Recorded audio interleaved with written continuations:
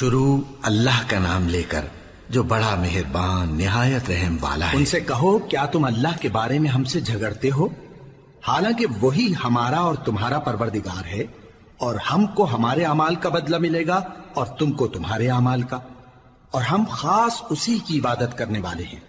اے یہود و نصارا، کیا تم اس بات کے قائل ہو کہ ابراہیم اور اسماعیل اور اسحاق اور یعقوب اور ان کی اولاد یہودی یا عیسائی تھے؟ اے پیغمبر ان سے کہو کہ بھلا تم زیادہ جانتے ہو یا اللہ؟ اور اس سے بڑھ کر ظالم کون جو اللہ کی شہادت کو جو اس کے پاس کتاب میں موجود ہے چھپائے؟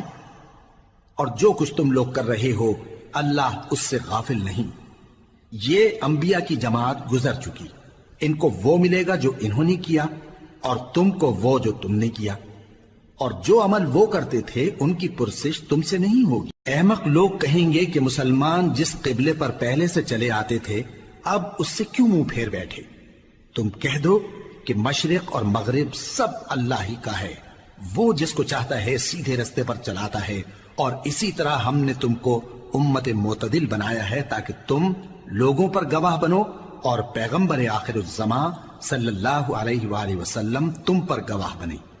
اور جس قبلے پر تم پہلے تھے اس کو ہم نے اس لیے مقرر کیا تھا کہ معلوم کریں کہ کون ہمارے پیغمبر کا تابع رہتا ہے اور کون الٹے پاؤں پھر جاتا ہے۔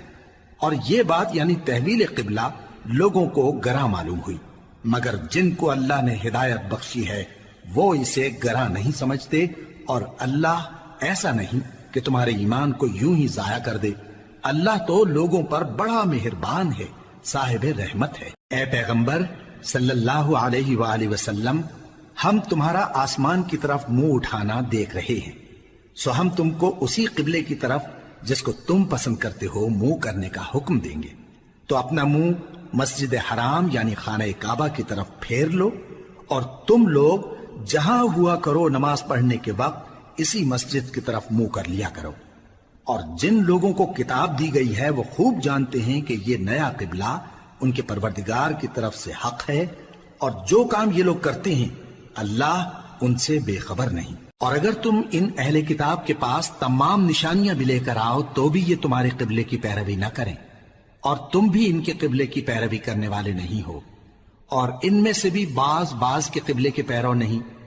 اور اگر تم باوجود اس کے کہ تمہارے پاس علم یعنی اللہ کا حکم آ چکا ہے ان کی خواہشوں کے پیچھے چلو گے تو ظالموں میں ہو جاؤ گے۔ جن لوگوں کو ہم نے کتاب دی ہے وہ ان پیغمبر آخر الزماں صلی اللہ علیہ وآلہ وسلم کو اس طرح پہچانتے ہیں جس طرح اپنے بیٹوں کو پہچانا کرتے ہیں، مگر ایک فریق ان میں سے سچی بات کو جان بوجھ کر چھپا رہا ہے۔ اے پیغمبر صلی اللہ علیہ وآلہ وسلم، یہ نیا قبلہ تمہارے پروردگار کی طرف سے حق ہے، تو تم ہرگز شک کرنے والوں میں نہ ہونا، اور ہر ایک شخص کے لیے ایک سمت مقرر ہے جدھر وہ عبادت کے وقت منہ کیا کرتا ہے، تو تم نیکیوں میں سبقت حاصل کرو۔ تم جہاں ہوگے اللہ تم سب کو جمع کرے گا، بے شک اللہ ہر چیز پر قادر ہے۔ اور تم جہاں سے نکلو نماز میں اپنا منہ مسجد حرام کی طرف کر لیا کرو، بے شبہ یہ تمہارے پروردگار کی طرف سے حق ہے، اور تم لوگ جو کچھ کرتے ہو اللہ اس سے بے خبر نہیں۔ اور تم جہاں سے نکلو مسجد حرام کی طرف منہ کر کے نماز پڑھا کرو، اور مسلمانوں تم جہاں ہوا کرو اسی مسجد کی طرف رخ کیا کرو۔ یہ تاکید اس لیے کی گئی ہے کہ لوگ تم کو کسی طرح کا الزام نہ دے سکیں، مگر ان میں سے جو ظالم ہیں وہ الزام دیں تو دیں، سو ان سے مت ڈرنا اور مجھی سے ڈرتے رہنا، اور یہ بھی مقصود ہے کہ میں تم کو اپنی تمام نعمتیں بخشوں، اور یہ بھی کہ تم راہ راست پر چلو۔ جس طرح من جملہ اور نعمتوں کے ہم نے تمہیں میں سے ایک رسول بھیجے ہیں جو تم کو ہماری آیتیں پڑھ پڑھ کر سناتے اور تمہیں پاک بناتے، اور کتاب یعنی قرآن اور دانائی سکھاتے ہیں، اور ایسی باتیں بتاتے ہیں جو تم پہلے نہیں جانتے تھے، سو تم مجھے یاد کیا کرو، میں تمہیں یاد کیا کروں گا، اور میرا احسان مانتے رہنا اور میری ناشکری نہ کرنا۔ اے ایمان والو، صبر اور نماز سے مدد لیا کرو، بے شک اللہ صبر کرنے والوں کے ساتھ ہے۔ اور جو لوگ اللہ کی راہ میں مارے جائیں ان کی نسبت یہ نہ کہنا کہ وہ مرے ہوئے ہیں، وہ مردہ نہیں بلکہ زندہ ہیں، لیکن تم کو شعور نہیں۔ اور ہم کسی قدر خوف اور بھوک اور مال اور جانوں اور میووں کے نقصان سے تمہاری آزمائش کریں گے، اور صبر کرنے والوں کو بشارت سنا دو کہ ان لوگوں پر جب کوئی مصیبت واقع ہوتی ہے تو کہتے ہیں کہ ہم اللہ ہی کا مال ہیں اور اسی کی طرف لوٹ کر جانے والے ہیں۔ یہی لوگ ہیں جن پر ان کے پروردگار کی عنایتیں ہیں اور خصوصی رحمت بھی ہے، اور یہی سیدھے رستے پر ہیں۔ بے شک کوہ صفا اور مروہ اللہ کی نشانیوں میں سے ہیں، تو جو شخص خانہ کعبہ کا حج یا عمرہ کرے اس پر کچھ گناہ نہیں کہ دونوں کے درمیان چکر لگائے، بلکہ یہ ایک نیک کام ہے، اور جو کوئی نیک کام کرے تو اللہ قدردان ہے، دانا ہے۔ جو لوگ ہمارے حکموں اور ہدایتوں کو جو ہم نے نازل کی ہیں کسی غرض فاسد سے چھپاتے ہیں، باوجود کہ ہم نے ان کو لوگوں کے سمجھانے کے لیے اپنی کتاب میں کھول کھول کر بیان کر دیا ہے، ایسوں پر اللہ اور تمام لعنت کرنے والے لعنت کرتے ہیں۔ ہاں، جو توبہ کرتے ہیں اور اپنی حالت درست کر لیتے ہیں اور احکام الہی کو صاف صاف بیان کر دیتے ہیں تو میں ان کے قصور معاف کر دیتا ہوں، اور میں بڑا معاف کرنے والا بڑا مہربان ہوں۔ جو لوگ کافر ہوئے اور کافر ہی مرے، ایسوں پر اللہ کی اور فرشتوں کی اور انسانوں کی سب کی لعنت، وہ ہمیشہ اسی لعنت میں گرفتار رہیں گے۔ ان سے نہ تو عذاب ہلکا ہی کیا جائے گا اور نہ انہیں کچھ مہلت ملے گی۔ اور لوگوں، تمہارا معبود ایک ہی معبود ہے، اس بڑے مہربان اور رحم والے کے سوا کوئی عبادت کے لائق نہیں۔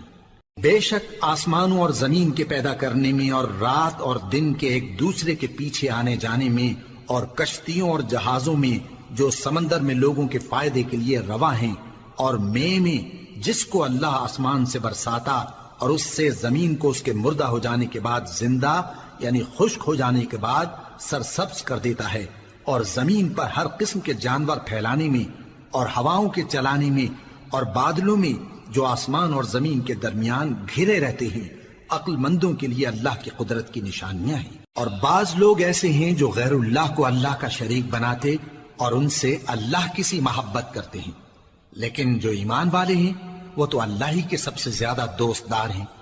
اور اے کاش ظالم لوگ جو بات عذاب کے وقت دیکھیں گے اب دیکھ لیتے کہ سب طرح کی طاقت اللہ ہی کو ہے، اور یہ کہ اللہ سخت عذاب کرنے والا ہے۔ اس دن کفر کے پیشوا اپنے پیروں سے بیزاری ظاہر کریں گے اور دونوں عذاب الہی دیکھ لیں گے اور ان کے آپس کے تعلقات منقطع ہو جائیں گے۔ یہ حال دیکھ کر پیروی کرنے والے حسرت سے کہیں گے کہ اے کاش ہمیں پھر دنیا میں جانا نصیب ہو، تاکہ جس طرح یہ ہم سے بیزار ہو رہے ہیں اسی طرح ہم بھی ان سے بیزار ہوں۔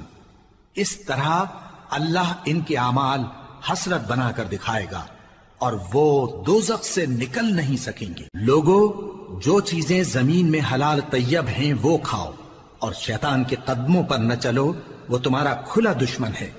وہ تو تم کو برائی اور بے حیائی ہی کے کام کرنے کو کہتا ہے، اور یہ بھی کہ اللہ کی نسبت ایسی باتیں کہو جن کا تمہیں کچھ بھی علم نہیں۔ اور جب ان لوگوں سے کہا جاتا ہے کہ جو کتاب اللہ نے نازل فرمائی ہے اس کی پیروی کرو، تو کہتے ہیں نہیں، بلکہ ہم تو اسی چیز کی پیروی کریں گے جس پر ہم نے اپنے باپ دادا کو پایا۔ بھلا اگرچہ ان کے باپ دادا نہ کچھ سمجھتے ہوں اور نہ سیدھے رستے پر ہوں، تب بھی وہ انہی کی تقلید کیے جائیں گے۔ جو لوگ کافر ہیں ان کی مثال اس شخص کی سی ہے جو کسی ایسی چیز کو آواز دے جو پکار اور آواز کے سوا کچھ سن نہ سکے۔ یہ بہرے ہیں، گونگے ہیں، اندھے ہیں کہ کچھ سمجھ ہی نہیں سکتے۔ اے اہل ایمان، جو پاکیزہ چیزیں ہم نے تم کو عطا فرمائی ہیں ان کو کھاؤ، اور اگر اللہ ہی کے بندے ہو تو اس کی نعمتوں کا شکر بھی ادا کرو۔ اس نے تو تم پر بس مرا ہوا جانور اور لہو اور سور کا گوشت اور جس چیز پر اللہ کے سوا کسی اور کا نام پکارا جائے حرام کر دیا ہے۔ ہاں، جو مجبور ہو جائے بشرطے کہ اللہ کی نافرمانی نہ کرے اور حد ضرورت سے باہر نہ نکل جائے، اس پر کچھ گناہ نہیں۔ بے شک اللہ بخشنے والا ہے، رحم کرنے والا ہے۔ جو لوگ اللہ کی کتاب سے ان آیتوں اور ہدایتوں کو جو اس نے نازل فرمائی ہیں چھپاتے اور ان کے بدلے تھوڑی سی قیمت یعنی دنیاوی منفعت حاصل کرتے ہیں، وہ اپنے پیٹوں میں محض آگ بھرتی ہیں. ایسے لوگوں سے اللہ قیامت کے دن نہ کلام کرے گا اور نہ ان کو گناہوں سے پاک کرے گا، اور ان کے لیے دکھ دینے والا عذاب ہے. یہ وہ لوگ ہیں جنہوں نے ہدایت چھوڑ کر گمراہی اور بخشش چھوڑ کر عذاب خرید لیا. یہ آتش جہنم کی کیسی برداشت کرنے والے ہیں. یہ اس لیے کہ اللہ نے کتاب سچائی کے ساتھ نازل فرمائی، اور جن لوگوں نے اس کتاب میں اختلاف کیا وہ ضد میں آ کر نیکی سے دور ہو گئے ہیں. نیکی یہی نہیں کہ تم مشرق و مغرب کو قبلہ سمجھ کر ان کی طرف منہ کر لو، بلکہ نیکی یہ ہے کہ لوگ اللہ پر اور روز آخر پر اور فرشتوں پر اور اللہ کی کتاب پر اور پیغمبروں پر ایمان لائیں، اور مال باوجود عزیز رکھنے کے رشتہ داروں اور یتیموں اور محتاجوں اور مسافروں اور مانگنے والوں کو دیں، اور گردنوں کے چھڑانے میں خرچ کریں، اور نماز پڑھیں اور زکوٰۃ دیں، اور جب عہد کر لیں تو اس کو پورا کریں، اور سختی اور تکلیف میں اور جنگ کے وقت ثابت قدم رہیں. یہی لوگ ہیں جو ایمان میں سچے ہیں، اور یہی ہیں جو اللہ سے ڈرنے والے ہیں. مومنوں، تم کو مقتولوں کے بارے میں قصاص یعنی خون کے بدلے خون کا حکم دیا جاتا ہے، اس طرح پر کہ آزاد کے بدلے آزاد مارا جائے، اور غلام کے بدلے غلام، اور عورت کے بدلے عورت. اور اگر قاتل کو اس کے مقتول بھائی کے قصاص میں سے کچھ معاف کر دیا جائے تو وارث مقتول کو پسندیدہ طریق سے قرارداد کی پیروی یعنی مطالبہ خون بہا کرنا اور قاتل کو خوشخوئی کے ساتھ ادا کرنا چاہیے. یہ تمہارے پروردگار کی طرف سے تمہارے لیے آسانی اور مہربانی ہے. اب جو اس کے بعد زیادتی کرے اس کے لیے دکھ کا عذاب ہے. اور اے اہل عقل، حکم قصاص میں تمہاری زندگانی ہے کہ تم قتل و خونریزی سے بچو. تم پر فرض کیا جاتا ہے کہ جب تم میں سے کسی کو موت کا وقت آ جائے تو اگر وہ کچھ مال چھوڑ جانے والا ہو تو ماں باپ اور رشتہ داروں کے لیے دستور کے مطابق وصیت کر جائے. اللہ سے ڈرنے والوں پر یہ ایک حق ہے. پھر جو شخص وصیت کو سننے کے بعد اس کو بدل ڈالے تو اس کے بدلنے کا گناہ انہی لوگوں پر ہے جو اس کو بدلیں، اور بے شک اللہ سنتا جانتا ہے. اب اگر کسی کو وصیت کرنے والے کی طرف سے کسی وارث کی طرفداری یا حق تلفی کا اندیشہ ہو تو اگر وہ وصیت کو بدل کر وارثوں میں صلح کرا دے تو اس پر کچھ گناہ نہیں. بے شک اللہ بخشنے والا ہے، رحم والا ہے. مومنوں، تم پر روزے فرض کیے گئے ہیں جس طرح تم سے پہلے لوگوں پر فرض کیے گئے تھے تاکہ تم پرہیزگار بنو. روزوں کے دن گنتی کے چند روز ہیں، تو جو شخص تم میں سے بیمار ہو یا سفر میں ہو تو دوسرے دنوں میں روزوں کا شمار پورا کر لے. اور جو لوگ روزہ رکھنے کی طاقت رکھیں لیکن رکھیں نہیں، وہ روزے کے بدلے محتاج کو کھانا کھلا دیں. اور جو کوئی اپنی مرضی سے زیادہ نیکی کرے تو اس کے حق میں زیادہ اچھا ہے. اور اگر سمجھو تو روزہ رکھنا ہی تمہارے حق میں بہتر ہے. روزوں کا مہینہ رمضان کا مہینہ ہے جس میں قرآن اول نازل ہوا، جو لوگوں کا رہنما ہے اور جس میں ہدایت کی کھلی نشانیاں ہیں اور جو حق و باطل کو الگ الگ کرنے والا ہے. تو جو کوئی تم میں سے اس مہینے میں موجود ہو چاہیے کہ پورے مہینے کے روزے رکھے، اور جو بیمار ہو یا سفر میں ہو تو دوسرے دنوں میں روزے رکھ کر ان کا شمار پورا کر لے. اللہ تمہارے حق میں آسانی چاہتا ہے اور سختی نہیں چاہتا. اور یہ آسانی کا حکم اس لیے دیا گیا ہے کہ تم روزوں کا شمار پورا کر لو، اور اس احسان کے بدلے کہ اللہ نے تم کو ہدایت بخشی ہے تم اس کو بزرگی سے یاد کرو اور اس کا شکر کرو. اور اے پیغمبر، جب تم سے میرے بندے میرے بارے میں دریافت کریں تو انہیں معلوم ہو کہ میں تو تمہارے پاس ہی ہوں. جب کوئی پکارنے والا مجھے پکارتا ہے تو میں اس کی دعا قبول کرتا ہوں. تو ان کو چاہیے کہ میرے حکموں کو مانیں اور مجھ پر ایمان رکھیں تاکہ نیک رستہ پائیں. روزوں کی راتوں میں تمہارے لیے اپنی عورتوں کے پاس جانا جائز کر دیا گیا ہے. وہ تمہاری پوشاک ہیں اور تم ان کی پوشاک ہو. اللہ کو معلوم ہے کہ تم ان کے پاس جانے سے اپنے حق میں خیانت کرتے تھے، سو اس نے تم پر مہربانی کی اور تمہاری حرکات سے درگزر فرمائی. تو اب تم کو اختیار ہے کہ ان سے مباشرت کرو.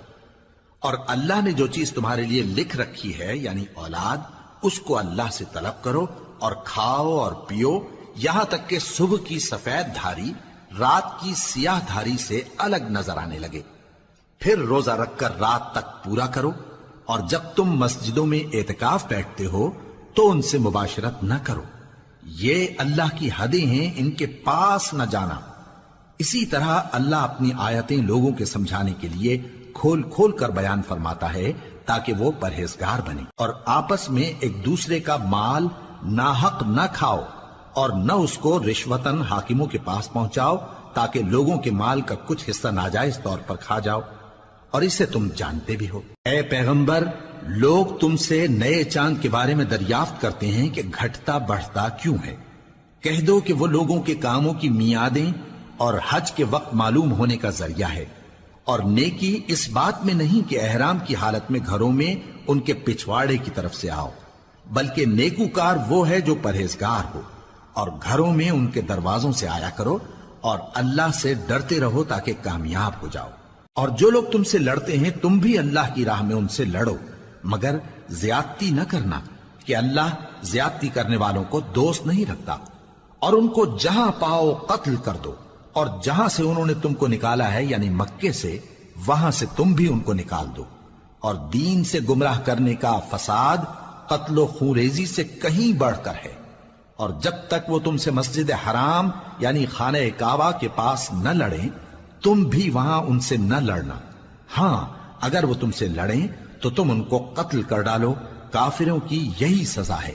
फिर अगर वो बाज आ जाएं तो अल्लाह बख्शने वाला है, रहम करने वाला है। और उनसे उस वक्त तक लड़ते रहना कि फसाद नाबूद हो जाए और मुल्क में अल्लाह ही का दीन गालिब हो जाए।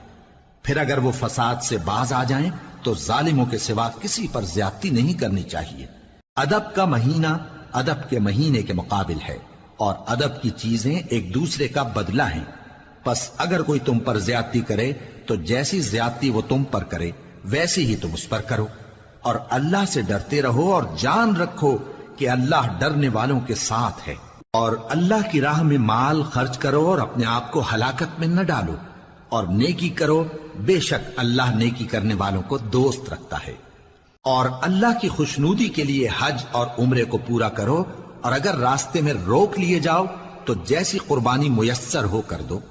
और जब तक कुर्बानी अपने मुकाम पर न पहुंच जाए सर न मुंडाओ। और अगर कोई तुम में बीमार हो या उसके सर में किसी तरह की तकलीफ हो तो अगर वो सर मुंडा ले तो उसके बदले रोजे रखे या सदका दे या कुर्बानी करे। फिर जब तकलीफ दूर होकर तुम मुतमईन हो जाओ तो जो तुम में हज के वक्त तक उम्रे से फायदा उठाना चाहे वो जैसी कुर्बानी मुयस्सर हो करे। और जिसको कुर्बानी न मिले वो 3 रोजे अय्याम हज में रखे और 7 जब वापस हो। ये पूरे 10 हुए। ये हुक्म उस शख्स के लिए है जिसके अहलो अयाल मक्के में न रहते हों। और अल्लाह से डरते रहो और जान रखो कि अल्लाह सख्त अजाब देने वाला है। हज के महीने मुअय्यन हैं जो मालूम हैं, तो जो शख्स इन महीनों में हज की नीयत कर ले तो हज के दिनों में न औरतों से इख्तिलात करे, न कोई बुरा काम करे और न किसी से झगड़े। और जो नेक काम तुम करोगे वो अल्लाह को मालूम हो जाएगा। और ज़ादे राह यानी रस्ते का खर्च साथ ले जाओ, क्योंकि बेहतरीन ज़ादे राह परहेजगारी है। और ऐ अहले अक्ल, मुझी से डरते रहो।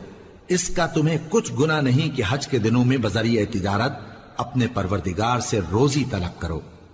और जब अराफात से वापस होने लगो तो मशर हराम यानी मुज़दलिफा में अल्लाह का जिक्र करो, और उस तरह जिक्र करो जिस तरह उसने तुमको सिखाया। और इससे पेशतर तुम लोग इन तरीकों से महज नावाकिफ थे। फिर जहां से और लोग वापस हों वहीं से तुम भी वापस हो, और अल्लाह से बख्शिश मांगो। बेशक अल्लाह बख्शने वाला है, रहमत करने वाला है। फिर जब हज के तमाम अरकान पूरे कर चुको तो मिना में अल्लाह को याद करो जिस तरह अपने बाप दादा को याद किया करते थे, बल्कि उससे भी ज्यादा। और बाज लोग ऐसे हैं जो अल्लाह से इल्तिजा करते हैं कि ऐ परवरदिगार, हमको जो देना है दुनिया ही में दे दे। और ऐसे लोगों का आखिरत में कुछ हिस्सा नहीं। और बाज ऐसे हैं कि दुआ करते हैं कि परवरदिगार, हमको दुनिया में भी नेमत अता फरमा और आखिरत में भी नेमत बख्शियो और दोज़ख के अजाब से महफूज रखियो। यही लोग हैं जिनके लिए उनके कामों का हिस्सा यानी अजर नेक तैयार है, और अल्लाह जल्द हिसाब लेने वाला है। और क़याम मिना के दिनों में जो गिनती के दिन हैं अल्लाह को याद करो, اگر کوئی جلدی کرے اور 2 ہی دن میں چل دے تو اس پر بھی کچھ گناہ نہیں، اور جو بات تک ٹھہرا رہے اس پر بھی کچھ گناہ نہیں۔ یہ باتیں اس شخص کے لیے ہیں جو اللہ سے ڈرے، اور تم لوگ اللہ سے ڈرتے رہو اور جان رکھو کہ تم سب اس کے پاس جمع کیے جاؤ گے۔ اور کوئی شخص تو ایسا ہے جس کی گفتگو دنیا کی زندگی میں تم کو دلکش معلوم ہوتی ہے، اور وہ اپنے معافی ضمیر پر، یعنی اس بات پر جو اس کے دل میں ہے، اللہ کو گواہ بناتا ہے، حالانکہ وہ سخت جھگڑالو ہے۔ اور جب پیٹ پھیر کر چلا جاتا ہے تو زمین میں دوڑتا پھرتا ہے تاکہ اس میں فتنہ انگیزی کرے اور کھیتی کو برباد اور انسانوں اور حیوانوں کی نسل کو نابود کر دے، اور اللہ فتنہ انگیزی کو پسند نہیں کرتا۔ اور جب اس سے کہا جاتا ہے کہ اللہ سے خوف کر تو غرور اس کو گناہ میں پھنسا دیتا ہے، سو اس کو جہنم کافی ہے اور وہ بہت برا ٹھکانہ ہے۔ اور کوئی شخص ایسا ہے کہ اللہ کی خوشنودی حاصل کرنے کے لیے اپنی جان بیچ ڈالتا ہے، اور اللہ بندوں پر بہت مہربان ہے۔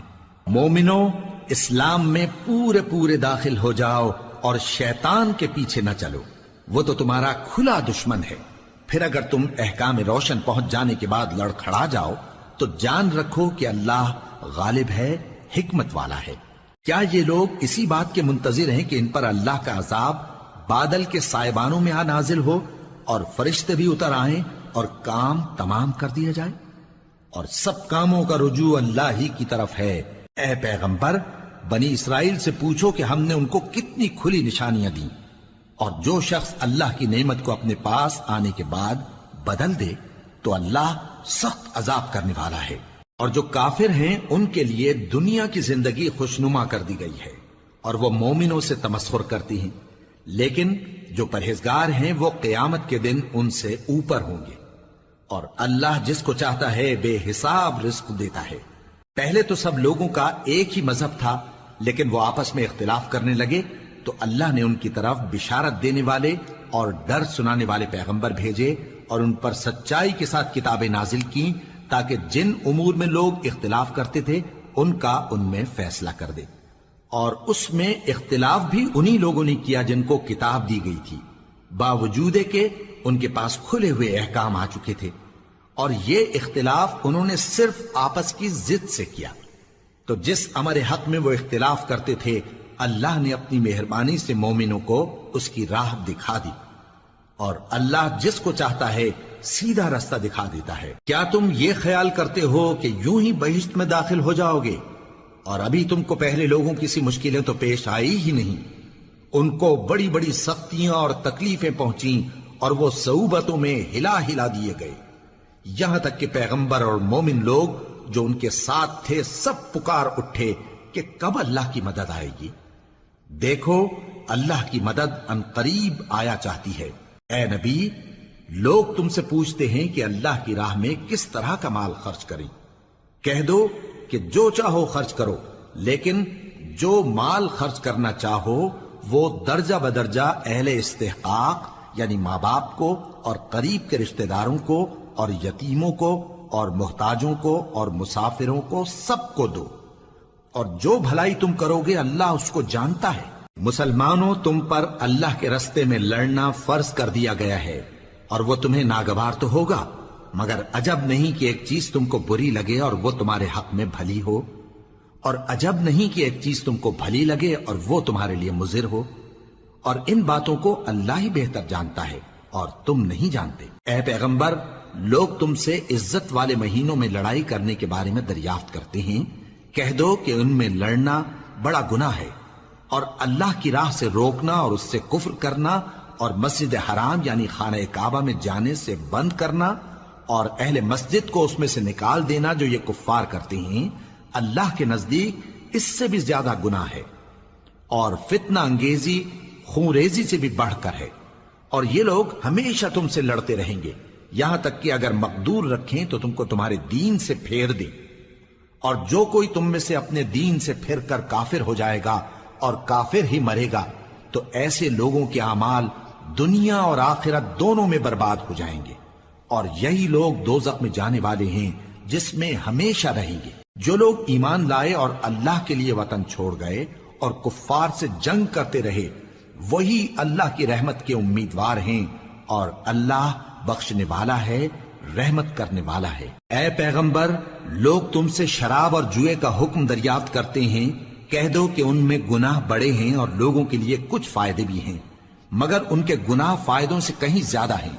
اور یہ بھی تم سے پوچھتے ہیں کہ اللہ کی راہ میں کون سا مال خرچ کریں، کہہ دو کہ جو ضرورت سے زیادہ ہو۔ اس طرح اللہ تمہارے لیے اپنے احکام کھول کھول کر بیان فرماتا ہے تاکہ تم سوچو، یعنی دنیا اور آخرت کی باتوں میں غور کرو۔ اور تم سے یتیموں کے بارے میں بھی دریافت کرتے ہیں، کہہ دو کہ ان کی حالت کی اصلاح بہت اچھا کام ہے، اور اگر تم ان سے مل جل کر رہنا یعنی خرچ اکٹھا رکھنا چاہو تو وہ تمہارے بھائی ہیں، اور اللہ خوب جانتا ہے کہ خرابی کرنے والا کون ہے اور اصلاح کرنے والا کون۔ اور اگر اللہ چاہتا تو تم کو تکلیف میں ڈال دیتا، بے شک اللہ غالب ہے، حکمت والا ہے۔ اور مومنوں، مشرک عورتوں سے جب تک وہ ایمان نہ لائیں نکاح نہ کرنا، کیونکہ مشرک عورت خواہ تم کو کیسی ہی بھلی لگے اس سے مومن لونڈی بہتر ہے۔ اور اسی طرح مشرک مرد جب تک ایمان نہ لائیں مومن عورتوں کو ان کی زوجیت میں نہ دینا، کیونکہ مشرک مرد سے خواہ وہ تم کو کیسا ہی بھلا لگے مومن غلام بہتر ہے۔ یہ مشرک لوگوں کو دوزخ کی طرف بلاتے ہیں، اور اللہ اپنی مہربانی سے بہشت اور بخشش کی طرف بلاتا ہے، اور اپنے حکم لوگوں سے کھول کھول کر بیان کرتا ہے تاکہ نصیحت حاصل کریں۔ اور تم سے حیض کے بارے میں دریافت کرتے ہیں، کہہ دو وہ تو نجاست ہے، سو ایام حیض میں عورتوں سے کنارہ کش رہو، اور جب تک وہ پاک نہ ہو جائیں ان سے مقاربت نہ کرو۔ ہاں، جب وہ پاک ہو جائیں تو جس طریق سے اللہ نے تمہیں ارشاد فرمایا ہے ان کے پاس جاؤ، کچھ شک نہیں کہ اللہ توبہ کرنے والوں اور پاک صاف رہنے والوں کو دوست رکھتا ہے۔ تمہاری عورتیں تمہاری کھیتی ہیں، تو اپنی کھیتی میں جس طرح چاہو جاؤ، اور اپنے لیے نیک عمل آگے بھیجو، اور اللہ سے ڈرتے رہو، اور جان رکھو کہ ایک دن تمہیں اس کے روبرو حاضر ہونا ہے۔ اور اے پیغمبر، ایمان والوں کو بشارت سنا دو، اور اللہ کے نام کو اس بات کا ہیلا نہ بنانا کہ اس کی قسمیں کھا کھا کر سلوک کرنے اور پرہیزگاری کرنے اور لوگوں میں صلح و سازگاری کرانے سے رک جاؤ، اور اللہ سب کچھ سنتا ہے، جانتا ہے۔ اللہ تمہاری لغو قسموں پر تم سے مواخذہ نہیں کرے گا، لیکن جو قسمیں تم قصد دلی سے کھاؤ گے ان پر مواخذہ کرے گا، اور اللہ بخشنے والا ہے، بردبار ہے۔ جو لوگ اپنی عورتوں کے پاس جانے کی قسم کھا لیں ان کو 4 مہینے تک انتظار کرنا چاہیے۔ اگر اس عرصے میں قسم سے رجوع کر لیں تو اللہ بخشنے والا ہے، مہربان ہے۔ اور اگر طلاق کا ارادہ کر لیں تو بھی اللہ سنتا ہے، جانتا ہے۔ اور طلاق والی عورتیں 3 حیض تک اپنے تئیں روکے رہیں، اور اگر وہ اللہ اور روز قیامت پر ایمان رکھتی ہیں تو ان کو جائز نہیں کہ اللہ نے جو کچھ ان کے شکم میں پیدا کیا ہے اس کو چھپائیں۔ اور ان کے خاوند اگر پھر موافقت چاہیں تو اس مدت میں وہ ان کو اپنی زوجیت میں لے لینے کے زیادہ حقدار ہیں۔ اور عورتوں کا حق مردوں پر ویسا ہی ہے جیسے دستور کے مطابق مردوں کا حق عورتوں پر ہے، البتہ مردوں کو عورتوں پر 1 درجہ فضیلت ہے، اور اللہ غالب ہے، صاحب حکمت ہے۔ طلاق صرف 2 بار ہے، یعنی جب 2 دفعہ طلاق دے دی جائے تو پھر عورتوں کو یا تو بطریق شائستہ نکاح میں رہنے دینا ہے یا بھلائی کے ساتھ چھوڑ دینا۔ اور یہ جائز نہیں کہ جو مہر تم ان کو دے چکے ہو اس میں سے کچھ واپس لے لو۔ ہاں، اگر زن و شوہر کو خوف ہو کہ وہ اللہ کی حدوں کو قائم نہیں رکھ سکیں گے تو اگر عورت خاوند کے ہاتھ سے رہائی پانے کے بدلے میں کچھ دے ڈالے تو دونوں پر کچھ گناہ نہیں۔ یہ اللہ کی مقرر کی ہوئی حدیں ہیں، ان سے باہر نہ نکلنا، اور جو لوگ اللہ کی حدوں سے باہر نکل جائیں گے وہ گناہگار ہوں گے۔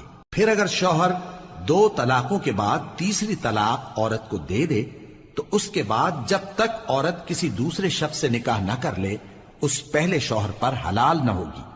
ہاں، اگر دوسرا خاوند بھی طلاق دے دے اور عورت اور پہلا خاوند پھر ایک دوسرے کی طرف رجوع کر لیں تو ان پر کچھ گناہ نہیں، بشرطے کہ دونوں یقین کریں کہ اللہ کی حدوں کو قائم رکھ سکیں گے، اور یہ اللہ کی حدیں ہیں، ان کو وہ ان لوگوں کے لیے بیان فرماتا ہے جو علم رکھتے ہیں۔ اور جب تم عورتوں کو 2 دفعہ طلاق دے چکو اور ان کی عدت پوری ہو جائے تو انہیں یا تو حسن سلوک سے نکاح میں رہنے دو یا بطریق شائستہ رخصت کر دو، اور اس نیت سے ان کو نکاح میں نہ رہنے دینا چاہیے کہ انہیں تکلیف دو اور ان پر زیادتی کرو، اور جو ایسا کرے گا وہ اپنا ہی نقصان کرے گا۔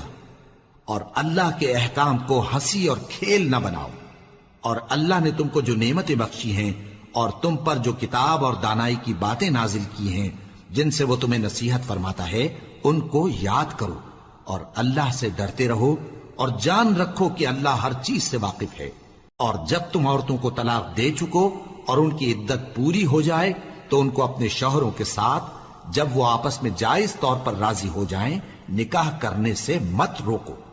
اس حکم سے اس شخص کو نصیحت کی جاتی ہے جو تم میں اللہ اور روز آخر پر یقین رکھتا ہے، یہ تمہارے لیے نہایت خوب اور بہت پاکیزگی کی بات ہے، اور اللہ جانتا ہے اور تم نہیں جانتے۔ اور مائیں اپنے بچوں کو پورے 2 سال دودھ پلائیں، یہ حکم اس شخص کے لیے ہے جو پوری مدت تک دودھ پلوانا چاہے، اور دودھ پلانے والی ماؤں کا کھانا اور کپڑا دستور کے مطابق باپ کے ذمے ہوگا۔ کسی شخص کو اس کی طاقت سے زیادہ تکلیف نہیں دی جاتی، تو یاد رکھو کہ نہ تو ماں کو اس کے بچے کے سبب نقصان پہنچایا جائے اور نہ باپ کو اس کی اولاد کی وجہ سے نقصان پہنچایا جائے، اور اسی طرح نان و نفقہ بچے کے وارث کے ذمے ہے۔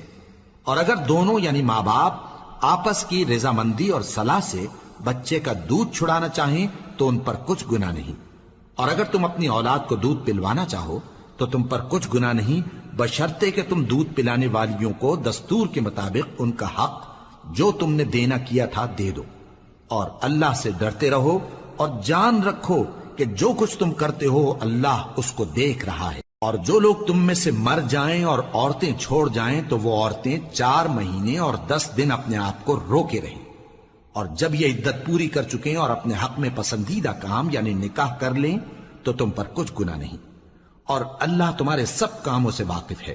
اگر تم اشارے کنائے میں عورتوں کو نکاح کا پیغام بھیجو یا نکاح کی خواہش کو اپنے دلوں میں مخفی رکھو تو تم پر کچھ گناہ نہیں۔ اللہ کو معلوم ہے کہ تم ان سے نکاح کا ذکر کرو گے، مگر ایام عدت میں اس کے سوا کے دستور کے مطابق کوئی بات کہہ دو، پوشیدہ طور پر ان سے قول و قرار نہ کرنا، اور جب تک عدت پوری نہ ہو لے نکاح کا پختہ ارادہ نہ کرنا، اور جان رکھو کہ جو کچھ تمہارے دلوں میں ہے اللہ کو سب معلوم ہے، تو اس سے ڈرتے رہو، اور جان رکھو کہ اللہ بخشنے والا ہے، حلم والا ہے۔ اور اگر تم عورتوں کو ان کے پاس جانے یا ان کا مہر مقرر کرنے سے پہلے طلاق دے دو تو تم پر کچھ گناہ نہیں، ہاں ان کو دستور کے مطابق کچھ خرچ ضرور دو، یعنی مقدور والا اپنے مقدور کے مطابق دے اور تنگ دست اپنی حیثیت کے مطابق۔ نیک لوگوں پر یہ ایک طرح کا حق ہے۔ اور اگر تم عورتوں کو ان کے پاس جانے سے پہلے طلاق دے دو لیکن مہر مقرر کر چکے ہو تو آدھا مہر دینا ہوگا۔ ہاں اگر عورتیں مہر بخش دیں یا مرد جن کے ہاتھ میں عقد نکاح ہے اپنا حق چھوڑ دیں اور پورا مہر دے دیں تو ان کو اختیار ہے، اور اگر تم مرد لوگ ہی اپنا حق چھوڑ دو تو یہ پرہیزگاری کی بات ہے، اور آپس میں بھلائی کرنے کو فراموش نہ کرنا۔ کچھ شک نہیں کہ اللہ تمہارے سب کاموں کو دیکھ رہا ہے۔ مسلمانوں، سب نمازیں خصوصاً بیچ کی نماز یعنی نماز عصر پورے اہتمام کے ساتھ ادا کرتے رہو، اور اللہ کے آگے ادب سے کھڑے رہا کرو۔ پھر اگر تم خوف کی حالت میں ہو تو پیادے یا سوار جس حال میں ہو نماز پڑھ لو۔ پھر جب امن و اطمینان ہو جائے تو جس طریق سے اللہ نے تم کو سکھایا ہے جو تم پہلے نہیں جانتے تھے اللہ کو یاد کرو۔ اور جو لوگ تم میں سے مر جائیں اور عورتیں چھوڑ جائیں وہ اپنی عورتوں کے حق میں وصیت کر جائیں کہ ان کو 1 سال تک خرچ دیا جائے اور گھر سے نہ نکالی جائیں۔ ہاں اگر وہ خود گھر سے چلی جائیں اور اپنے حق میں پسندیدہ کام یعنی نکاح کر لیں تو تم پر کچھ گناہ نہیں، اور اللہ زبردست ہے، حکمت والا ہے۔ اور مطلقہ عورتوں کو بھی دستور کے مطابق نان و نفقہ دینا چاہیے، پرہیزگاروں پر یہ بھی حق ہے۔ اسی طرح اللہ اپنے احکام تمہارے لیے بیان فرماتا ہے تاکہ تم سمجھو۔ بھلا تم نے ان لوگوں کو نہیں دیکھا جو شمار میں ہزاروں ہی تھے اور موت کے ڈر سے اپنے گھروں سے نکل بھاگے تھے؟ تو اللہ نے ان کو حکم دیا کہ مر جاؤ، پھر ان کو زندہ بھی کر دیا۔ کچھ شک نہیں کہ اللہ لوگوں پر مہربانی رکھتا ہے، لیکن اکثر لوگ شکر نہیں کرتے۔ اور مسلمانوں اللہ کی راہ میں جہاد کرو اور جان رکھو کہ اللہ سب کچھ سنتا ہے، سب کچھ جانتا ہے۔ کون ہے کہ اللہ کو قرض حسنہ دے کہ وہ اس کے بدلے اس کو کئی گنا زیادہ دے گا، اور اللہ ہی روزی کو تنگ کرتا اور وہی اسے کشادہ کرتا ہے، اور تم اسی کی طرف لوٹ کر جاؤ گے۔ بھلا تم نے بنی اسرائیل کی ایک جماعت کو نہیں دیکھا جس نے موسیٰ کے بعد اپنے پیغمبر سے کہا کہ آپ ہمارے لیے ایک بادشاہ مقرر کر دیں تاکہ ہم اللہ کی راہ میں جہاد کریں؟ پیغمبر نے کہا کہ اگر تم کو جہاد کا حکم دیا جائے تو ایسا تو نہیں کہ لڑنے سے پہلو تہی کرو۔ وہ کہنے لگے کہ ہم اللہ کی راہ میں کیوں نہ لڑیں گے جبکہ ہم وطن سے خارج اور بال بچوں سے جدا کر دیے گئے۔ پھر جب ان کو جہاد کا حکم دیا گیا تو چند اشخاص کے سوا سب پھر گئے، اور اللہ ظالموں سے خوب واقف ہے۔ اور پیغمبر نے ان سے یہ بھی کہا کہ اللہ نے تم پر طالوت کو بادشاہ مقرر فرمایا ہے۔ وہ بولے کہ اسے ہم پر بادشاہی کا حق کیوں کر ہو سکتا ہے؟ اس سے بڑھ کر بادشاہی کے مستحق تو ہم ہیں، اور اس کے پاس تو بہت سی دولت بھی نہیں۔ پیغمبر نے کہا کہ اللہ نے اس کو تم پر فضیلت دی ہے اور بادشاہی کے لیے منتخب فرمایا ہے۔